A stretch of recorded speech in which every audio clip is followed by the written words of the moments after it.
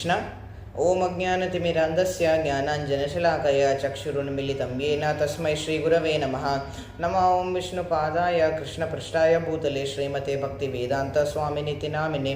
नमस्ते सरस्वते देवे गौरवाणी प्रचारिणे निर्विशेषशून्यवादी पाश्चात्यदेशतारिणे। जय श्री कृष्ण चैतन्य प्रभु नित्यानंद श्री अद्वैत गदाधर श्रीवासादि गौर भक्तवृंद। हरे कृष्ण कृष्ण कृष्ण हरे हरे, हरे Ram Ram Ram Hare Hare. Hare Krishna. Now we are going to do the second part of Anartha-Nivrtti, and for last time we discussed the main thing, that is sex desire, and we must control this desire, because this all other things like anger, greed, envy, etc. have their root in this.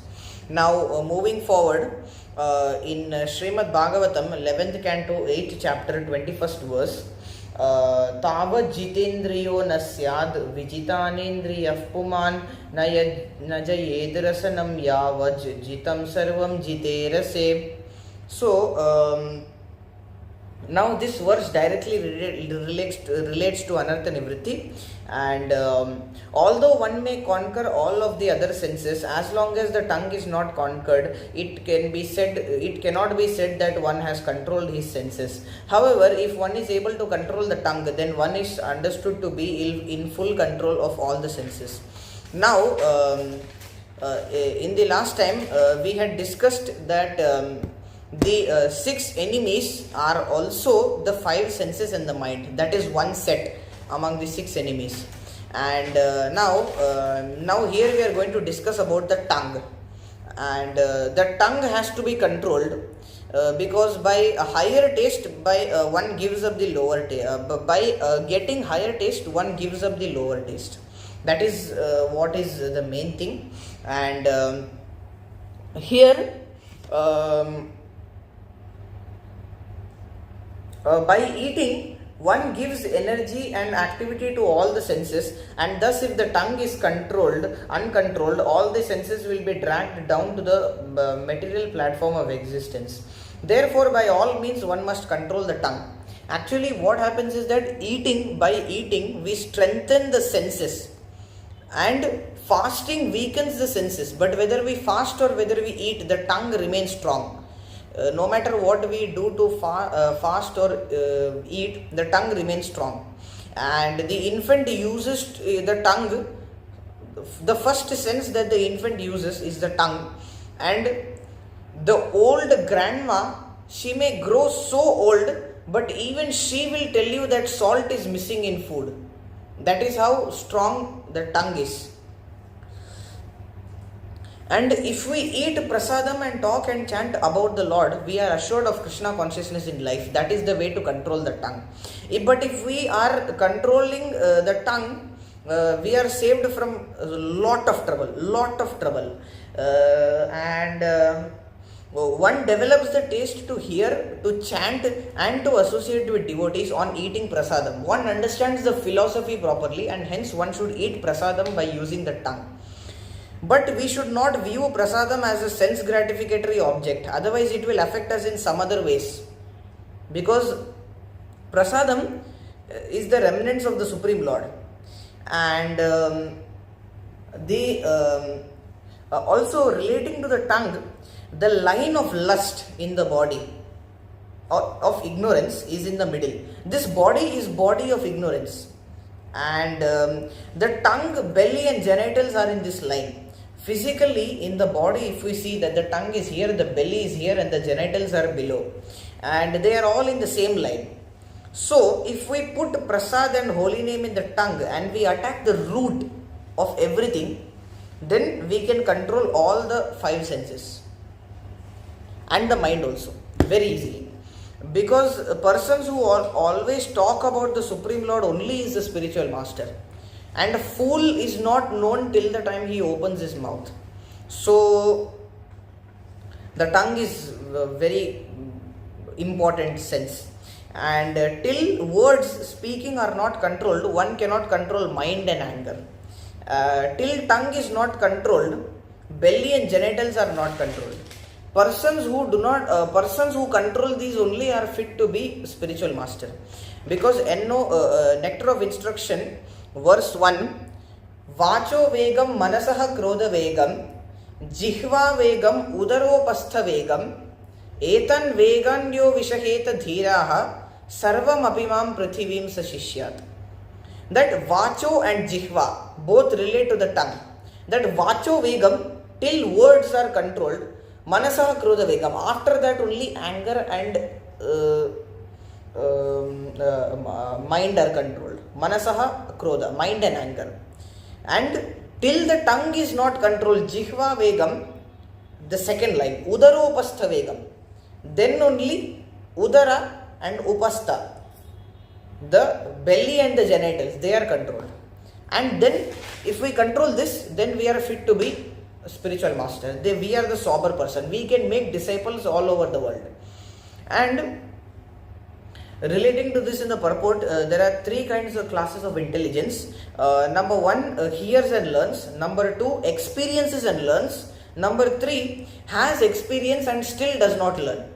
The third class is compared to elephant's bathing in the purport of nectar of instruction, verse 1.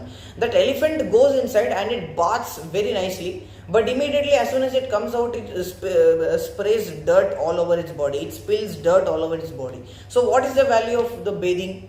So we are like the elephant. We are committing all sorts of sinful activities and we are going into the river to take bath. The river is Bhakti Yoga, and then all the sins are getting destroyed, and we are coming out, and again after coming out we are doing sins and spilling the dust all over the body again. So what is the value of the bathing by engaging in Bhakti Yoga? So that is what is Parikshit Maharaj is that's what is mentioned in that purport. And real atonement is to awaken our dormant Krishna consciousness. At that time only we can reach Anartha-Nivrtti. And real tapasya is a part of Bhakti Yoga, and it is a methodical process to awaken real knowledge by which one does not fall down. That is real tapasya. And tapasya contains austerity, celibacy, mind control, sense control, charity, truthfulness, cleanliness, practice of yoga. These 8 things. And one can, these are all mentioned in the purport by the way, and one can go back to Godhead easily if he does 3 things in place of these 8 things. Number 1, association of pure devotees following 4 regulative principles. Number 2, and serve the Lord under the guidance of spiritual master. These are the 3 things mentioned in that purport, and those 8 things are also mentioned in the nectar of instruction, verse 1 purport. That if we follow all these things, 8 things, then we are doing tapasya and we can achieve great heights. But if we follow these 3 things only, these 3 simple things, then we can achieve things much greater than the 8 things by tapasya. And these processes prevents fall down. That is the main thing. And it removes Anartha-Nivrtti. Now, 4 types of anarthas. Dushkritortha, from previous sins like ignorance, false ego, hatred, attachment, fear of death, etc. Number 2 is Sukritortha, from previous pious actions, attachments to enjoyment from previous pious actions.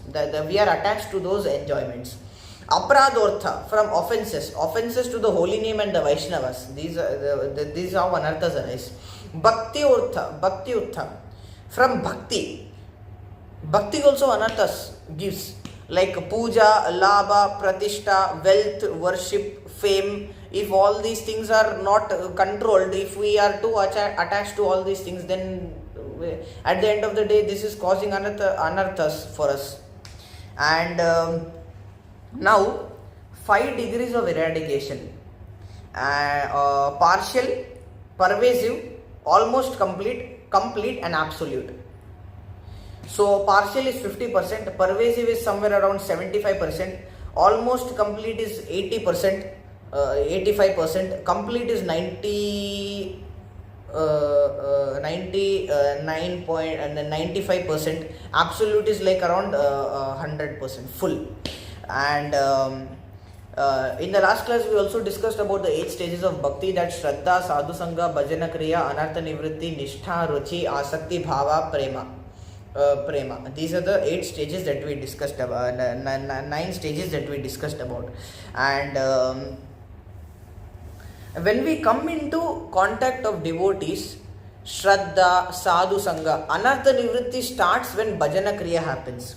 And in Bhajana Kriya, from Bhakti, which means Bhakti Ortha, the anarthas like puja, labha, pratishtha, worship, wealth, fame, etc., these eradication is complete. From Bhakti, eradication is complete. And from sins of past lives, Dushkritortha, like ignorance, false ego, hatred, attachment, fear of death, Anartha eradication is almost complete. So in summary, Bhajana Kriya, from Bhakti, Anartha eradication is partial, 50%. And from sins of past life, Anartha eradication is almost complete, which means 85%. Okay. Now moving forward to the next stage, Anartha-Nivrtti is happening along with it. Now Nishtha. From Bhakti Ortha, puja, labha, pratishtha, all those things, Anartha eradication is complete. And from previous pious sins, from previous sins, Dushkritortha, ignorance, false ego, hatred, attachment, fear of death, all these things, Anartha eradication is complete. And from all anarthas like Sukritortha, Aparadortha, etc., from previous pious actions, from offenses, etc., anarthas from here are pervasive. Anartha eradication is pervasive. So in Nishtha, what happens that from Bhakti, Anartha eradication is complete, 95%. From previous sins also complete, 95%. And all anarthas pervasive, 75, somewhere around in Nishtha. Now Ruchi, from Bhakti, Anartha eradication is absolute, like puja, labha, pratishtha, like that. The anarthas from Bhakti are absolute, like 100% completed. And now coming to Asakti, from previous sin, Anartha eradication is absolute, like the Dushkritortha, like ignorance, false ego, hatred, attachment, fear of death, etc. These Asaktis from previous sin is 100% complete in Asakti. And Bhava, all anarthas, like for example Sukritortha, Aparadortha, from previous pious actions like attachment to enjoyment of previous pious activities, and Aparadortha, offenses to holy name and Vaishnavas, all of these Anartha eradication is almost complete, 95%. And now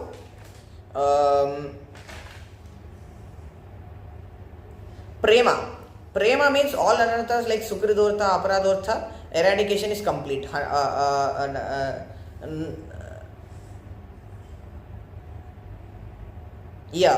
eradication is complete. Is almost complete. Almost complete, not complete. In Prema, all anarthas are eradicated. There is no chance of fall down. But even then it is given almost complete. Next is Prakata or Bhaumalila. All anarthas, Anartha eradication is absolute, 100% finished. All anarthas, all 4 types of anarthas are completely eradicated. And now the only thing remaining is that we have to go back to Godhead after this stage. And the most unfortunate fall down due to anarthas is in such a way that other Vaishnavas are scared to correct us. That is the thing. If we fall down, Vaishnavas can give remedial measures to us, but in that state we are very unfortunate when Vaishnavas cannot correct us. As we become senior, this happens. So when we become senior, the devotees think that, oh, he's a very senior devotee, I cannot point out the faults, and thus they're scared, and thus they do not correct us. So Anarthas in the heart are removed by Krishna. What happens is that if we do not go back to Godhead in this life, where are we going to go? One step in Navadvip is equal to 1000 Ashwamedha Yajnas. As we go higher and higher and higher and higher in this world, there are innumerable living entities everywhere. And the duration of demigods in Swargaloka itself is almost, they are like as if immortal in our calculation. And Brahma is so long years he takes to he survives, and this movement exists only till 10,000 years in age of Kali, in this Mahayuga, till humans, for humans. And we will definitely not return to back to the age of Kali if we back to this world within the age of within 10,000 years, because there one day itself is equal to 6 months on earth. So there they live so many years, so that it will take a lot of time. Prabhupada says that if we do not return, if we do not complete the business in this life, that means that millions and millions of years gap actually. And these demigods, thus they tempt devotees by giving material things. They prevent us from going back to Godhead. And if we think that we cannot follow, we are atheists, as we do not have faith in the Vedas. The Veda says that you can follow, but we think that we do not follow, so we are atheistic people. And atheist is persons who do not have faith in the Vedas. And again, Anarthas in Bhakti are verse 2 of Nectar of Instruction, that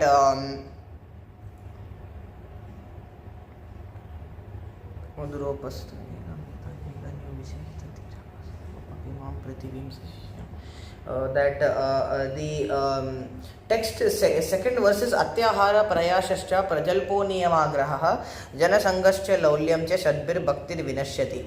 That eating more than necessary or collecting more funds than required, over endeavoring for mundane things that are very difficult to obtain, talking unnecessarily about mundane subject matters, preaching the scriptural, practicing the scriptural rules and regulations for only for the sake of following them, or not for the sake of spiritual advancement, or rejecting the rules and regulations of the scriptures and working independently or whimsically, associating with worldly minded persons who are not interested in Krishna consciousness, and being greedy for mundane achievements.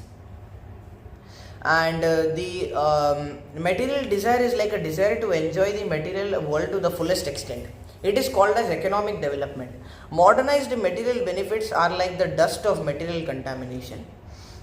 So we all must not be contaminated and carried away by the modernized material benefits, and we must also realize that this Anartha-Nivrtti is very important, and we need to go back to Godhead, back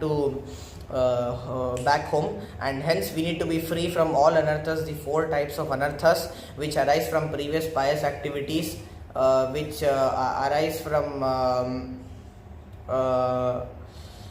previous sins, which arise from bhakti, and which arise from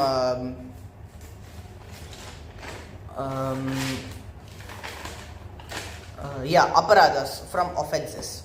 So these are the anarthas that we are supposed to get freed of. So this is a very important step in the 9 stages of bhakti, and we all must chant the holy name, associate with devotees, sadhu sangha, nama kirtan, bhagavata shravan, mathura vas, shri murtaye shraddhaya sevan. We should do all this, and we should associate with pure devotees, follow the 4 regulative principles, and serve the Lord under the guidance of a proper spiritual master. So this is the end of Anartha-Nivrtti part 2. Thank you so much. Hare Krishna, Dandavat Pranams.